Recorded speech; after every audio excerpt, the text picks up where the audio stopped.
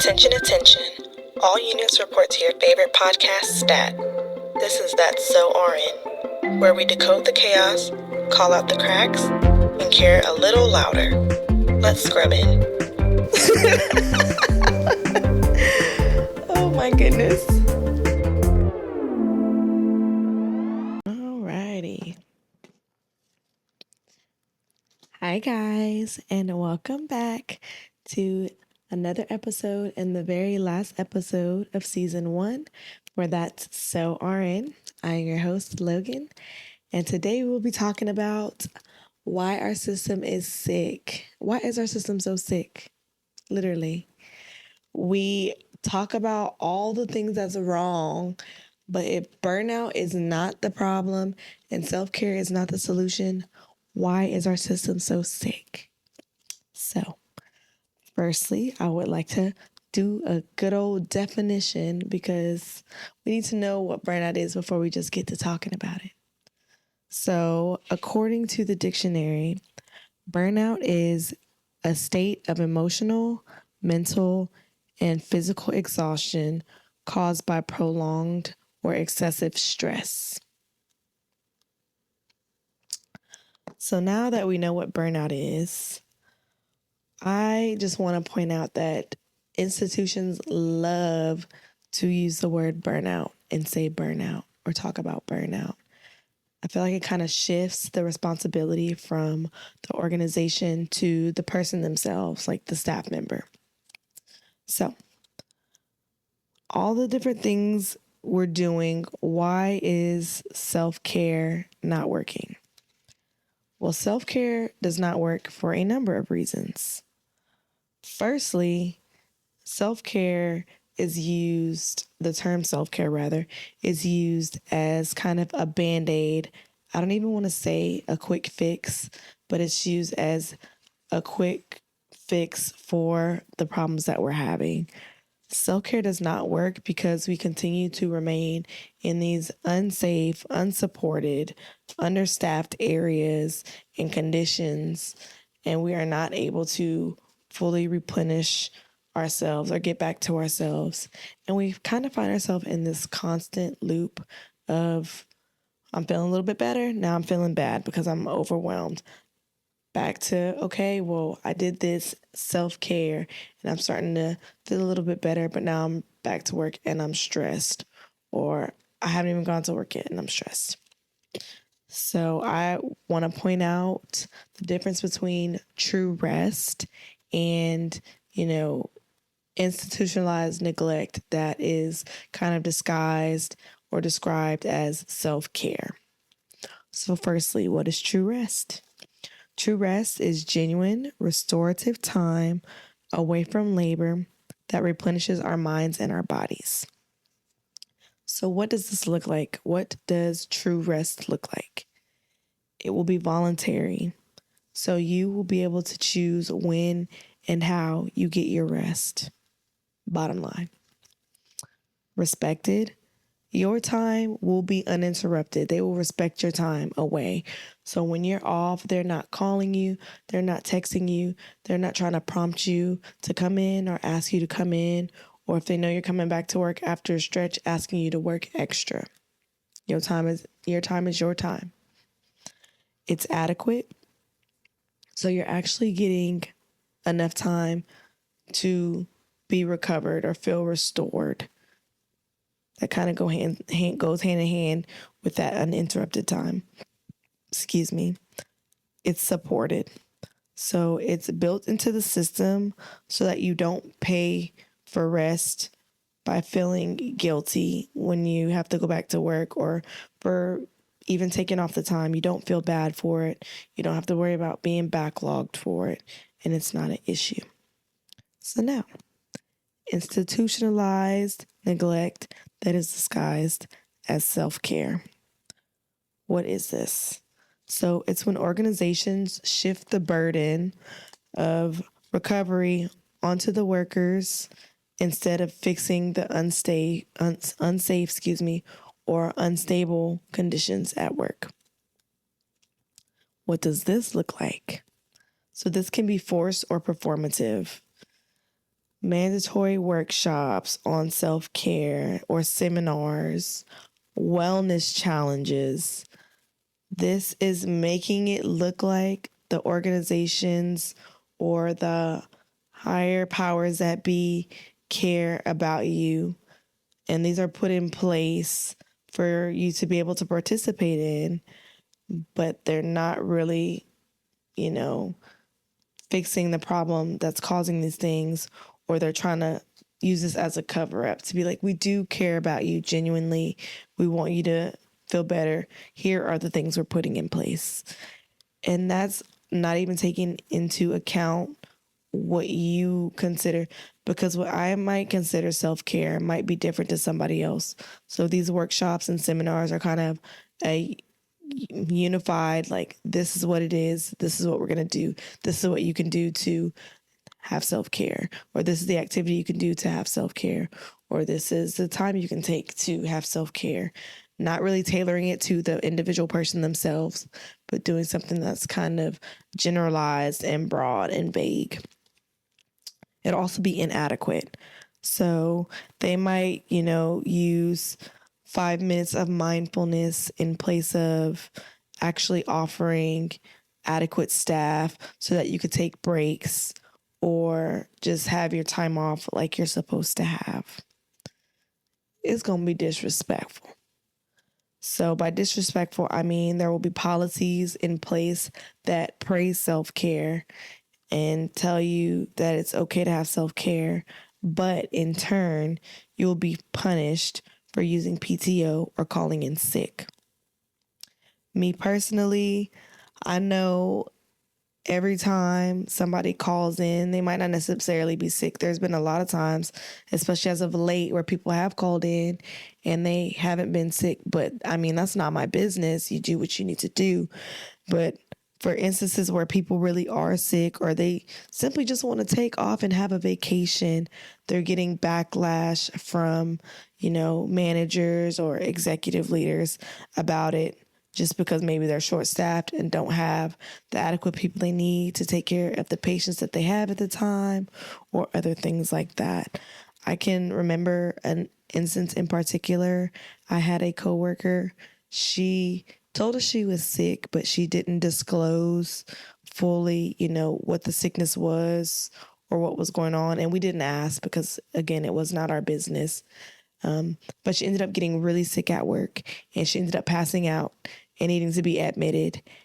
And I mean, the fits that some of the managers and leaders threw to try to get her coverage while she was trying to, be stabilized. I would not expect anybody. If you just fell out in front of me at work and passed out, I would not expect you to work. And just the amount of trouble that they were giving her, like, oh, why would you come to work if you knew that you didn't feel good? Or why would you do this and basically put us in a bind now because now we have to take care of you and tend to you. And that was just very unsettling for me, because it's like, dang, God forbid something happened to me. I don't want to have to deal with the backlash of hearing why I did this, that, and the third. Some people, y'all, make it to a point where they feel like they have to come to work and they can't take off and they can't do things for themselves or take care of themselves. And that is what it leads to. I mean, we saw firsthand, she felt like she had to come to work and she couldn't miss because we were short, or because she thought somebody was going to say something to her, not really taking the time to take care of herself. And that's what it resulted in. And I was livid. I was livid, for one, because we had a hard time finding coverage, and I did not see any managers or directors step up to be like, oh, I'll jump on the floor, because she had already worked majority of her shift. I saw nobody say, I'm going to jump on the floor and just fill in until, the next shift comes or we could get coverage. And it was a lot of finger pointing and blame gaming on her part, like all the things she did and what she should have done better. Which, in any instance in healthcare, when something goes wrong or happens, that's usually what happens. They're pointing the fingers. They're like, oh, well, you should have known better. Or if it was this, or you felt this way, why did you come in? And not understanding all the things that are said to us before it even gets to that point to make people feel like they have to show up and be there and work. So it will also look superficial. So we will focus on things like meditation apps, bubble baths, grounding, other hobbies, but we will ignore systemic stressors.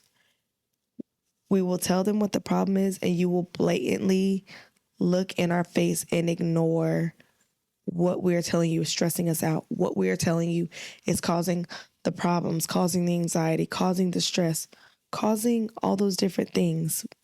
We're telling you and you are disregarding it.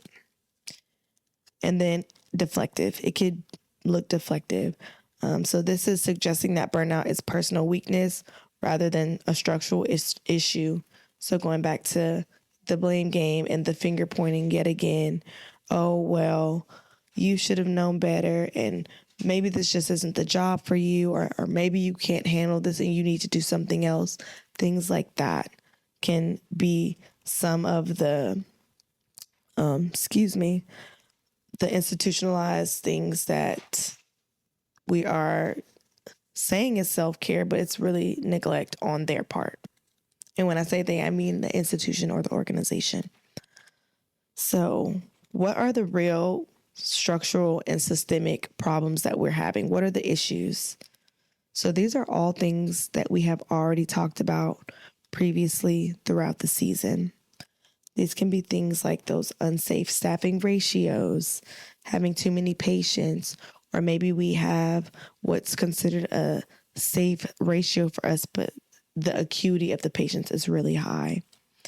Lack of psychological safety at work. There is no reason I should be waking up in the morning or at night, depending on when you work, and be stressed to come to work, be crying about coming to work, be anxious about coming to work. I should not be triggered about having to come to work, having anxiety attacks, sweating spells, all kinds of things, not knowing what I'm going to endure when I go to work. And there's no way to determine, exactly what you're going to go through when you go to work. Nobody knows what their day-to-day is going to look like every single day. But it shouldn't be to that point where I'm now manifesting physical signs that you can see. Like I said, profuse sweating. Just all kinds of things. It shouldn't get to that point. I should feel safe at work, and I should feel like, I should be able to separate work and personal, but I should go to work knowing I'm going to be able to go to work, get my job done, and it's not going to be a bunch of rigmarole, right? So next, violence against healthcare workers. So I talked about this the last episode, and it's going to air at the same time as this episode, but not being fearful to go to work, not going to work, not knowing if a patient going to snatch my wig off or try to punch me in the face or try to really, really harm me or harm my coworkers. Inadequate pay for workload. Now, me personally, I know in my heart of hearts that as healthcare workers, we will never truly be paid what we're worth. Because if it was up to me, I would be getting paid like $500 an hour. I know that upper management execs, they're not going for that. They're not going to pay me that much. And that's fine. But these people make thousands, sometimes millions of dollars a year. You think if I go and ask them to take a pay cut so that I can get paid more, that they're going to go with that move? No, they're probably going to look at me and laugh in my face and be like, yeah, that's funny. And they're going to carry on about their day. But for me, I know in Louisiana, you can get paid anywhere between high 20s to maybe, 40s in pay. And that's if you get lucky with your pay, or if your agency or traveling or things of that nature on a contract. But they're not paying us. They can always pay us more. And I feel like sometimes for the amount of work that we do, the amount of pay that we get is simply not enough, because it's not just the work that we're coming and doing for the patients. It's the things that we're dealing with when we come to work. It's the amount of things we're having to now do at our job when we come to work, and all of that factors in to, the pay. So, admin burden versus patient care. Also, as previously discussed, the times have changed drastically for healthcare in not only the last 10 years, but even the last 5 years. We are constantly changing, constantly evolving. I feel like some of our execs and leadership that is not on the floor with us doesn't understand the magnitude of the things we do on a day-to-day basis. Yes, they know we work hard. That's a given. Everybody knows we work hard. But some of the more minute and minuscule details and things they might not be privy to, I feel like that just is a trickle down. They're like, oh, well, we want you to do X, Y, and Z, or this is the policy, so you have to do it. Not necessarily factoring in how that affects patient care directly on a day-to-day basis for, healthcare workers and the things we have to do, and how some of this stuff just isn't necessarily appropriate for the patients and the population that we're caring for, but because they have standards and have criteria that need to be met, that is what they're pushing, and they're not necessarily concerned with those minor details, or what would seem like minor to them, but not to us because we're in the thick of it. Short-staffed framed as burnout instead of leadership, resource allocation. So just being able to know that we can go to our leaders for certain resources and things that we need. I know it was a big problem. People were complaining about having to spend money on things as simple as like soaps and things for the patients. Being able to get the resources that we need and know that some of the things we need, you don't need to shortchange that. We're going to pay the extra money to get the good quality, not just because we like spending up a bunch of money. We want to be fiscally responsible, obviously, and we don't want to just go blowing bands, but we also want to get quality resources and things so that we can take care of our patients. Or from a leadership standpoint, just being able to go to them if we need something, or know that if I go to my leader for something, they'll direct me in the right place to find the resources that I need if they don't know what to do or where to go or how to do something. So what needs to change? Everything. All of this needs to change.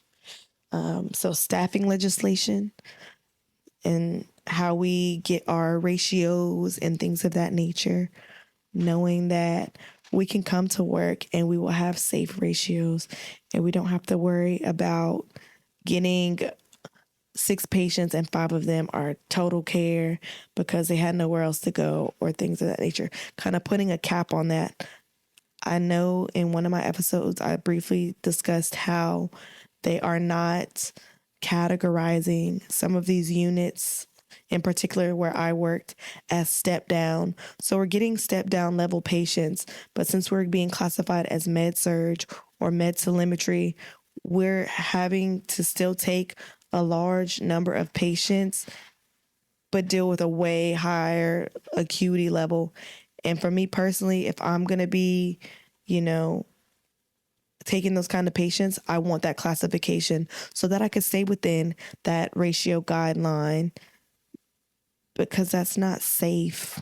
That is not safe. And that puts my license and me at jeopardy. And I don't want that. I'm sure everybody who is in the healthcare field worked hard for their license or their certification, and they wouldn't want to risk that just because, the hospital or the organization is trying to cut corners by not classifying a particular unit a certain way just so they can keep the measures that they have in place already and not change anything. Transparent reporting of staffing, turnover, and retention. I can guarantee you these people are not being honest all the time. Not saying, sometimes they do, but a lot of the times they're not being honest about the amount of people coming in or leaving and the amount of people that's actually staying and why they're staying. And I feel like that becomes an issue because people might think that is sweet and it's all good and dandy. And then they get in and they're like, oh boy, this was not what was advertised to me. This is not what was told to me. So then again, it puts us in a revolving door. People aren't staying.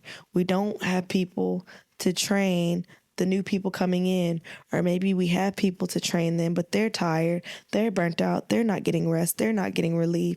So then it just makes a bad experience for the people that try to come in and maybe they don't like that, so they move somewhere else or they quit altogether. I mean, a slew of problems comes from that. Leadership accountability. Just having our leaders know, because I'm sure they know, but for me, I want you to tell me. I want you to tell me that you know what I'm talking about and what I mean, and that you understand and that we're here and we have an understanding. I want you to say, hey, I've heard what you've said. I've acknowledged it. I understand that we cannot fix it right now, but here's what we can do in the meantime to mediate the problem. Or when something goes wrong, and again, we vocalized the staffing or the conditions, when something goes wrong with a patient, whether it be a near miss or maybe something that caused, a death or things of that nature, them taking responsibility and accountability and being like, hey, I know we put you in this condition, and not just strictly pointing fingers at the staff members or the staff in general, and being like, I understand where we went wrong and what we could have done better. And it's not just solely you or solely your fault.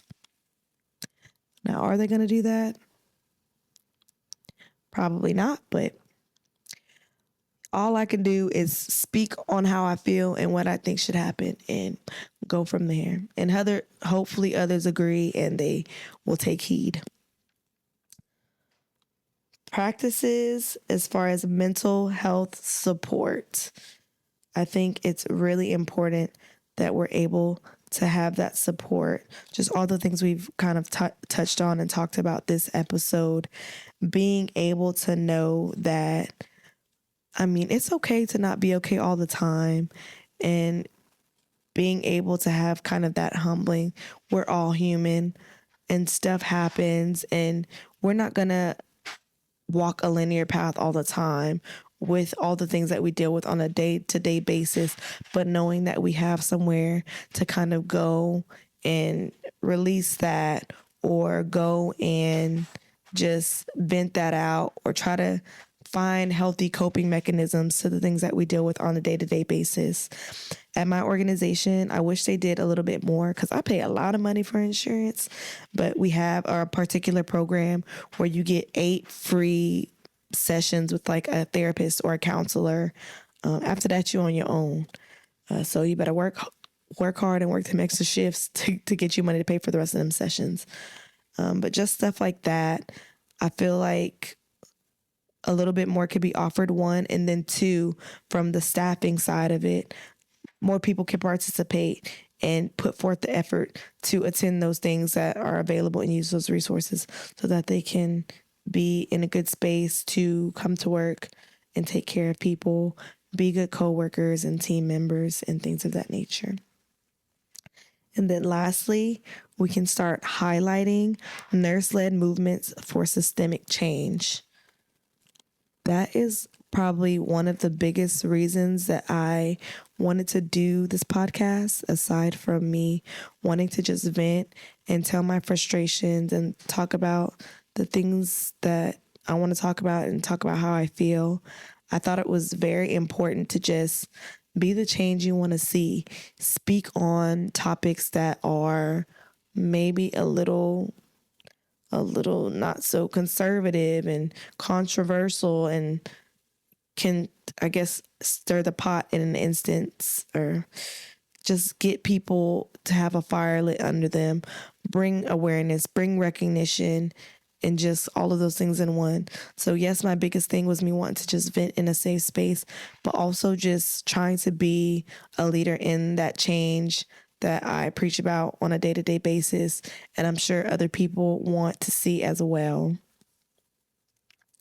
So now, we're going to shift on over to our mental health moment of the episode, our final mental health moment of the season.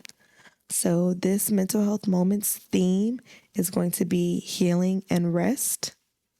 And it goes perfectly in hand with what we discussed this episode. So, the task: how can we allow ourselves space to process deep emotions and give ourselves permission to slow down without guilt? That is something that I am still working on. I have gotten a lot better since I've started my nursing career, but it's definitely a daily process and something that I've worked on constantly because things change, conditions change, people change, organizations change. So I know that it's, again, not going to be the same, but it's something I could definitely work towards and try to build a habit of doing each and every day when I get up. So what's next for That's So RN? So we are taking 3 weeks off with That's So RN, and then next season we will get into our educated and indoctrinated segment. I am actually really excited for season 2. That's kind of, the whole podcast is my baby, but that's kind of like what I was really excited to get into and talk to. We'll be talking about things from nursing school, getting out on the floor, a teaching aspect, if you've ever wanted to teach or just been in an education role. And I know a lot of people and they see my journey on the back end of kind of where I started and where I am now, that I have my doctorate degree. But I don't think a lot of people realize all the different things that I went through to get to that point. So I'll be able to kind of talk a little bit more about that kind of stuff and just talk about, how we're trained, tamed, and sometimes trapped in the very areas and specialties and organizations and populations that we are supposed to be serving. So I am really excited to kind of get into that aspect, do another season. There are going to be a little bit more episodes. I didn't get to have all the guest stars and things that I wanted this season, but I am going to do better with that next season and just try to have more people on and get their points of view, furthering education, and just different things like that. So I'm really excited. And I'm also looking forward to starting the rollout of some of my mini series. So with my mini series, those are specialty based and we get a little bit more in depth. Those are a little bit shorter, but still probably going to have a whole lot of information to share and tell. And just, again, this isn't just for me, it's for you guys too, and for whoever guest stars, a safe space to just vent and talk and, put information out there about yourself, about your specialty, and all those things. So with that being said, I'm going to go ahead and sign off for this episode. I look forward to seeing you guys in a few weeks for season 2. And we will go from there. I can't wait to see you guys. Bye.